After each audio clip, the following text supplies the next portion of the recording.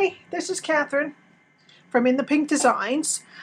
I have a project today that is a little box that holds the Hershey Miniatures. It holds 6 of them.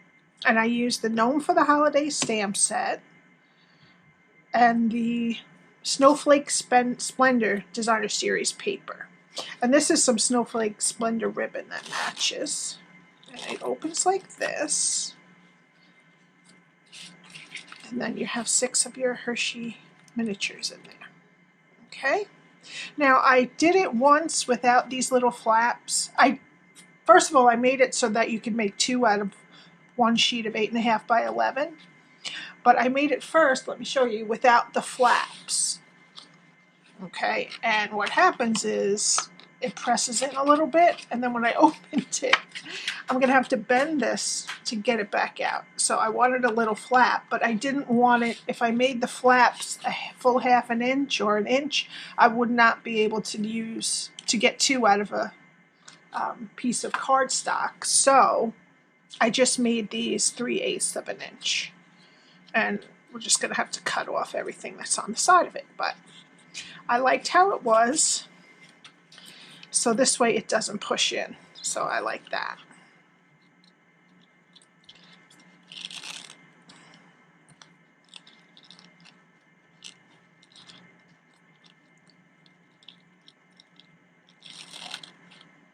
Okay.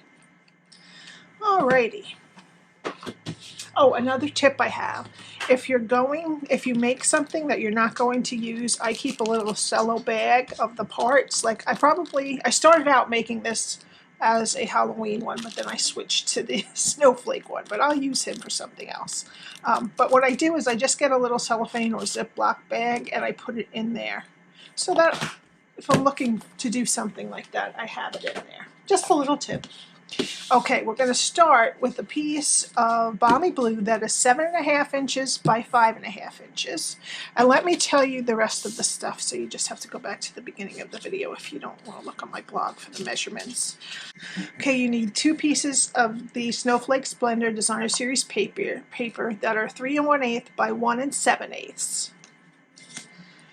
And 2 that are 3 1/8 by 5/8. And 2 that are 5/8 by 1 7/8. Okay, and for the top part here, you need a piece of Pacific Point that is 1.5 by 2.5, and a piece of balmy blue that is 1 3/8 by 2 3/8. Okay, and the reason we have a lot of eighths in this is just because of that 3/8 lip on there. So if you didn't mind using more than half your piece of cardstock, you could make those flaps bigger. But I wanted to do one so that you could get 2. Okay. Now on the 7.5 inch side, we're going to score at 2, 2 3/4, 4 3/4, and 5.5. And then we're going to switch it to the 5.5 inch side, and we're going to score it at 3/8, 1 1/8, 4 3/8, and 5 1/8. Okay, that's it. Now these are symmetrical on both sides, and the top and the bottom.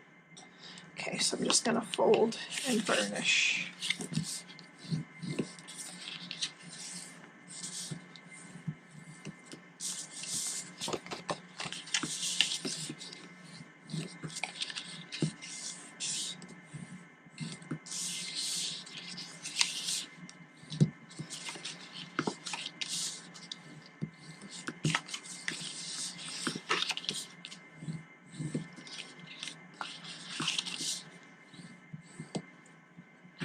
Okay, and this is what we want it to look like. All right, so we're basically just getting rid of the 4 corners.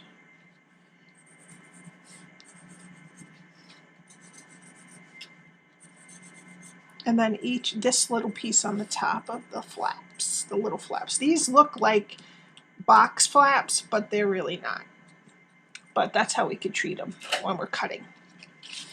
All right, so let's do this the easiest way.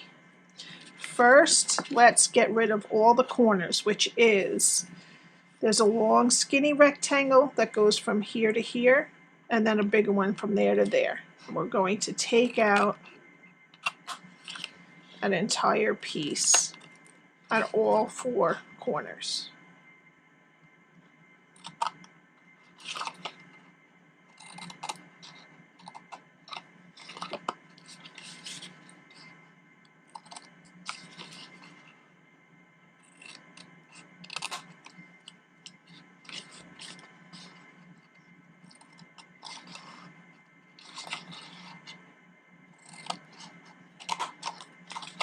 Okay. All right, now these middle pieces that look like the parts that we just cut off, we're going to keep them straight. So I go just inside of the score line for them. And then these flaps on the side, I'm just going to wedge a tiny bit out.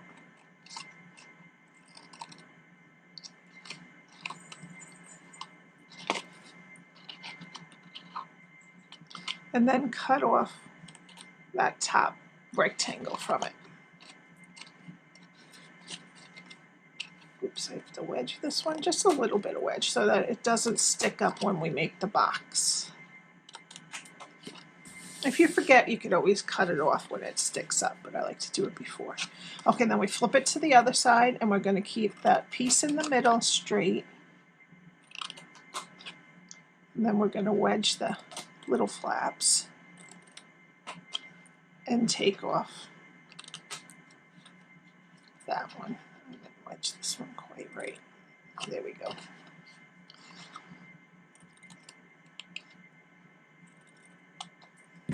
Okay, oops, one more. Okay, and that was the easiest way I found to get across how to cut it out without getting too confusing. Okay,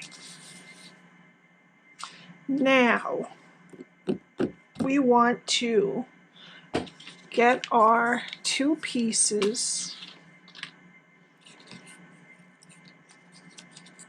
of, I know I wrote, oh there it is, 3 1/8 by 1 7/8, and we're going to put it, this is going to close this way, okay, with the outside of the box showing, we're going to put it here, oops, wrong side, but that would be pretty too, but it doesn't match the balmy blue, okay, this side and this side, right like that, okay, and then the two longer skinny pieces are going to go in here and in here. And the smallest pieces are going to go right here and right here. All right. I didn't make one for the bottom. Well, actually, I do have an extra one because I lost one, but you don't need to have it. It's going to be on the bottom. Okay. I lost one and I recut it, and then, of course, I found it. Okay, I'm going to in my Stampin' Seal.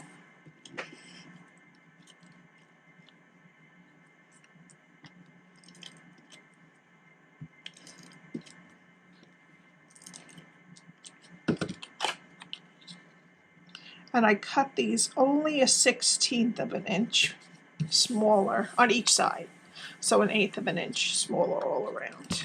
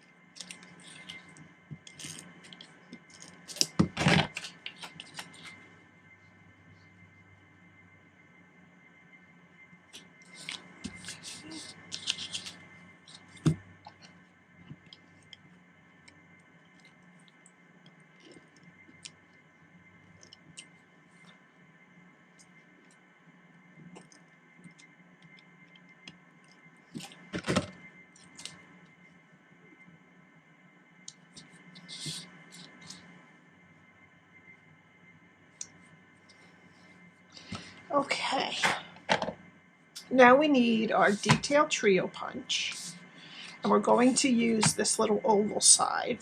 Now this is the little hole that the ribbon's going to go through. All right, so I stick it in. There's two spots, one on each side, that will stop the paper from going any further. And what I do is, it's a little bit longer than these edges, and I just put the same amount on either side, and that helps me to get it right close to the middle. Alrighty. Okay, now we're going to put tear and tape. Now you could use Seal Plus, but I feel the tear and tape, I have better control over exactly where I put it, and these are small bits, so I'm going to use it on this.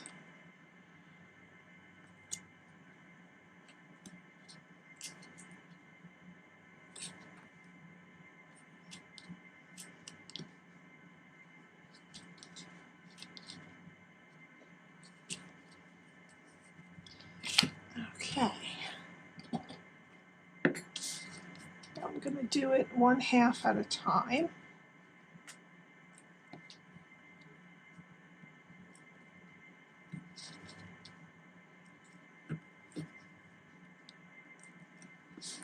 Okay.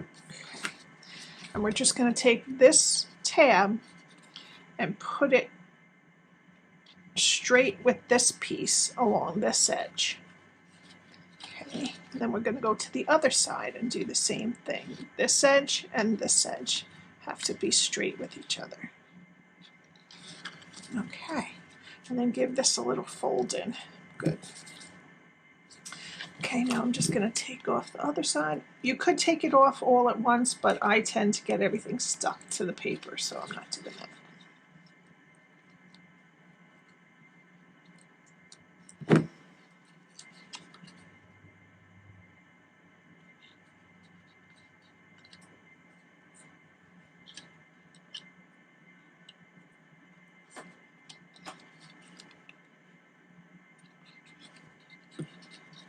Okay, and that's all the putting together of the box that we have to glue.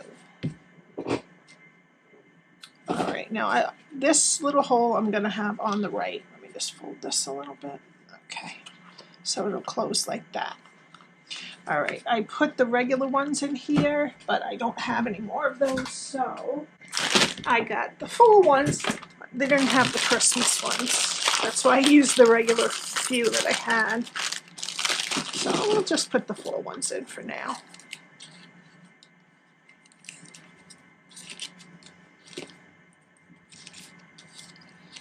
I put 2 Hershey, 2 Crackle, and 2 Mr. Goodbar. Those are my favorites. My husband likes the special dark, so we're in good shape. All right.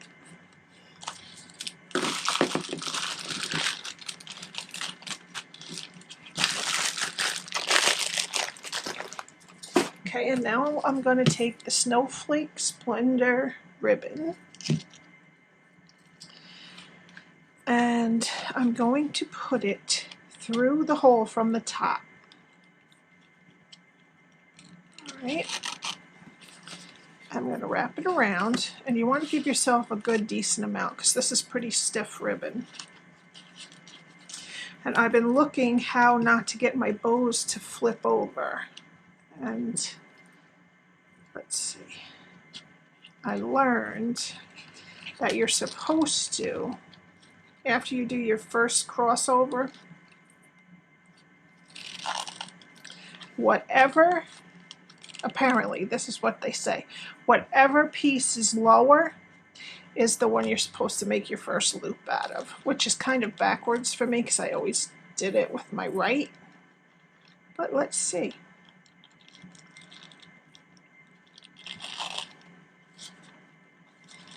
I don't know that time. It worked out the other times, but no, it's still flipped. Let's try it differently. I'm sorry, I'm keeping you. All right. I'm just going to take a little extra since this is a new way for me. I'm going to waste the ribbon if I have to. All right. And I'm going to take this Okay, and this one is still lower, so I'm going to put this one in the loop and wrap this around and then poke it through. Willie, this is going to have to go. All right, so then this one's lower, so I'm going to wrap it like that, wrap it around, and then poke it through here. Oops. Oh, pretty good. Just gonna make this a little bit smaller. As I'm wrestling with it. All right, well, this is really stiff ribbon, so this is probably the hardest ribbon to start trying it with. The soft ribbons are much easier to manipulate. Okay, so that's good enough for me. I'll just snip that and snip that. Okay, so our bow is good on the side. And see how it just goes in underneath, so this is a completely flat, which I like. Alrighty, now for some stamping. Just need a piece of Whisper White, some Memento ink, and I got this stamp, this gnome. Okay. Yeah, that's pretty good.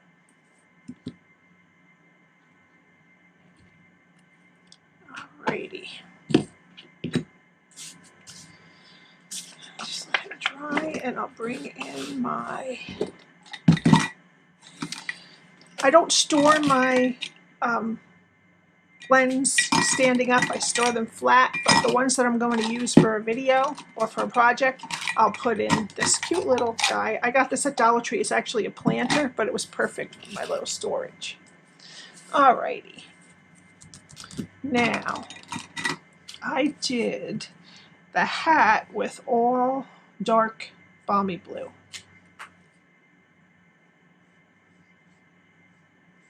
I shaded him at the hat at first, but then because I have a balmy blue black background piece behind him, I wanted to do this all in dark.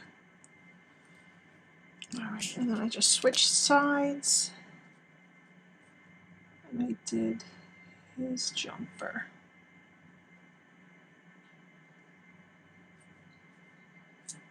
Okay. Then I don't have my petal pink yet, so I'm going to have to use my old marker for now. But petal pink, I hear, is the right one to use for gnome skin. Well, this gnome skin, I guess you could do them any color you want. And then I just put a little bit of light Rococo Rose right at the top.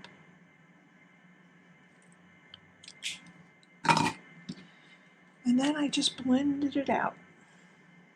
And it just makes him look like he's got a frosty nose.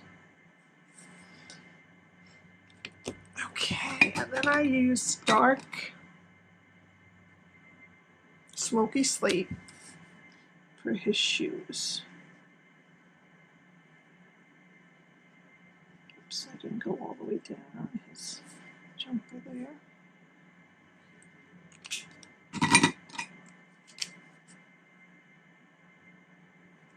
Okay. And then I used, for his beard and his mustache, I used light, same, smoky slate. I couldn't think of it.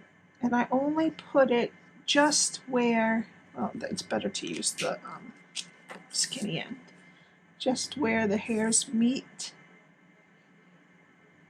to just give them some depth. So basically right on each black line, and then it goes to either side where it would be just meeting it. And I just did a little thicker where it was. There you go. So it gives a little highlight. And I also did the light smoky slate on the little bell. Or was this the dark?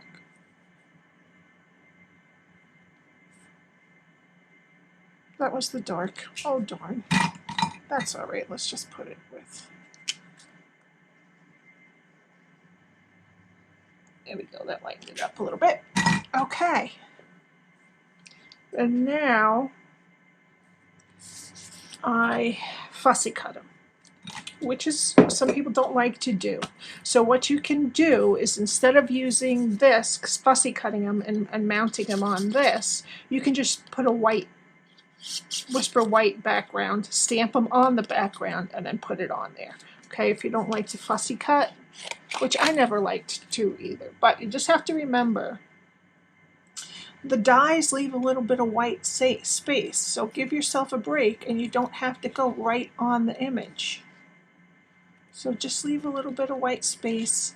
But what I do like about fussy cutting is that if you go out of the lines a little bit, you can get just a little bit closer at that point and you don't even notice it anymore. And what I tend to do is, when I get a big piece that's going to be in the way, I just clip it off. And I really kind of roll the paper, move the paper around a lot.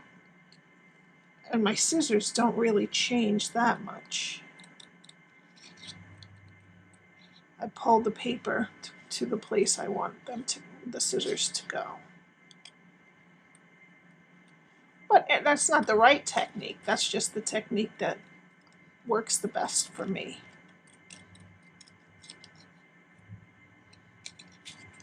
Then I just cut that off because it's in my way.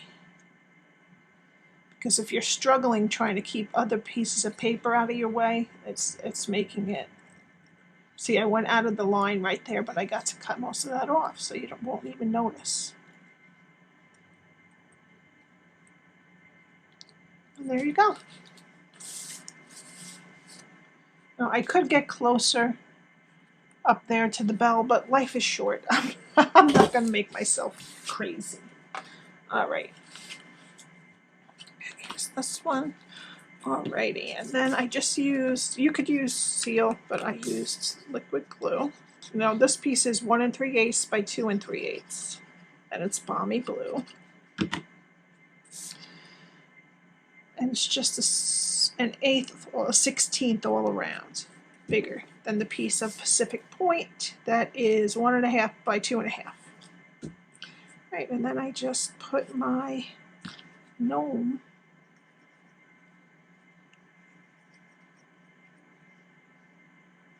this will come out. There we go.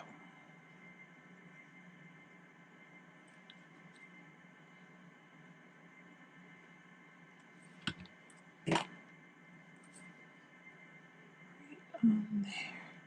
I found this easier too because either if I cut it to this size, it's more difficult for me with the cling stamps because they're quite a bit bigger, to space it in a small square I cut out, or if I just stamp it in the middle to figure out where to measure to make it that, I just don't want to do that. Okay. But if you're good at that, go right ahead and do that.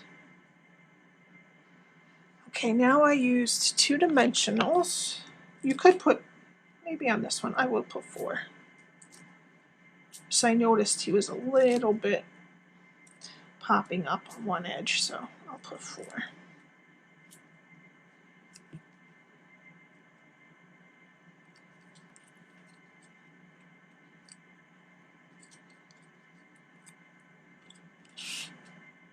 All right, and then I just center them right on the top.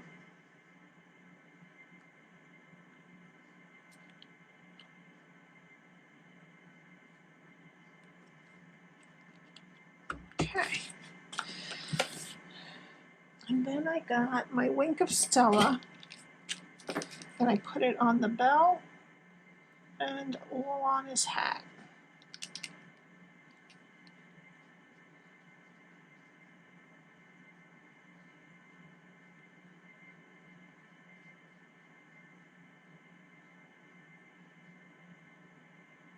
Okay. And for the final touch, I took some of the adhesive-backed snowflakes that are iridescent. And you can see one pack has like a green and purple, and one pack has like a pinkish and then bluish. Like this one, I don't know if you can pick that up. I'm going to use the ones that look green, pink and blue, because there is, on this paper, there is a little bit of the, I think it's Highland Heather actually. All right, I'm going to get my pick tool.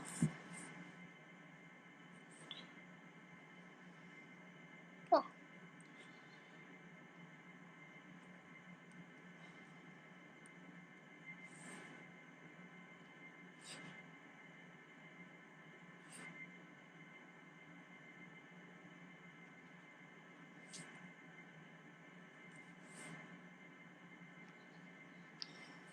And that's that. I hope you enjoyed. I don't know if this will focus up. Nope, yeah. I don't think you can see the little sparkly on him, but he looks really cute. I love the sparkly, the Wink of Stella. Thank you so much for joining me. I hope you enjoyed this. And I will link my blog below that will have all the measurements that I told you. And if you would like to buy any of the products that I used today, my address for Stampin' Up! Is right at the top of the page. And if you like my videos, please subscribe and hit the like button if you liked what you saw. Thank you so much. I appreciate it. Bye.